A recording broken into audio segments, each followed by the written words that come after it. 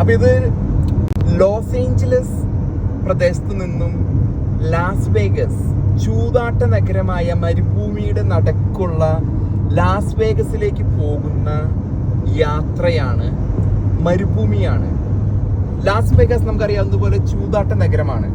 എനിക്ക് ഇടത് ഭാഗത്തായിട്ട് കാണുന്നത് സോളാർ പാടം, അതായത് വൻതോതിൽ വൈദ്യുതി ഉൽപ്പാദിപ്പിക്കുന്ന ഒരു സോളാർ പാടമാണ് നമ്മൾ കാണുന്നത്. ഞാനിപ്പോൾ പോയിക്കൊണ്ടിരിക്കുന്നത് I-15 നോർത്ത് എന്ന അമേരിക്കയിലെ ഒരു ഇന്റർസ്റ്റേറ്റ് ഫ്രീവേ, അത് സൗത്ത് നോർത്ത് ദിശയിൽ പോയിക്കൊണ്ടിരിക്കുന്നത്.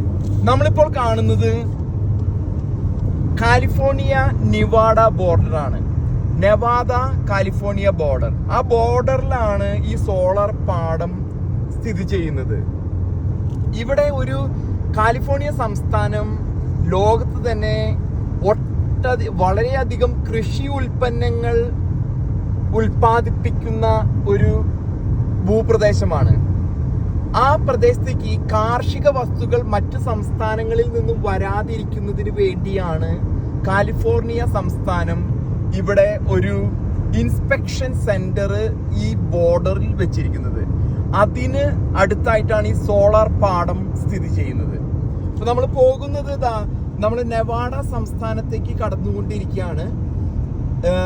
ഈ മരുഭൂമിക്ക് നടുക്കാണ് നമ്മുടെ ലാസ് വേഗസ്, ചൂതാട്ട നഗരമായ ലാസ് വേഗസ് സ്ഥിതി ചെയ്യുന്നത് ഈ നഗരത്തിലാണ്.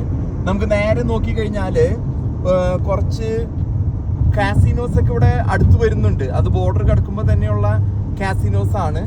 അങ്ങനെ കാസിനോസ് ഇവിടെയല്ല, ഇവിടുന്ന് ഒരു 3/4 മണിക്കൂർ 45 മൈൽ, അതായത് ഒരു 75 കിലോമീറ്ററും കൂടി യാത്രയുണ്ട്. പക്ഷെ ആ 75 കിലോമീറ്റർ നമുക്ക് ഏകദേശം ഒരു 37 മിനിറ്റിൽ യാത്ര ചെയ്ത് എത്താൻ പറ്റും.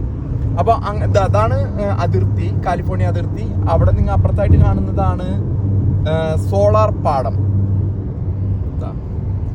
സോളാർ പാടം. അപ്പോൾ ഇനി അധികം വിശേഷങ്ങൾ നമ്മൾ അവിടെ ചെന്നതിന് ശേഷം നിങ്ങളെ അപ്ഡേറ്റ് ചെയ്യുന്നതായിരിക്കും, ലാസ് വേഗസിലെ വിശേഷങ്ങൾ.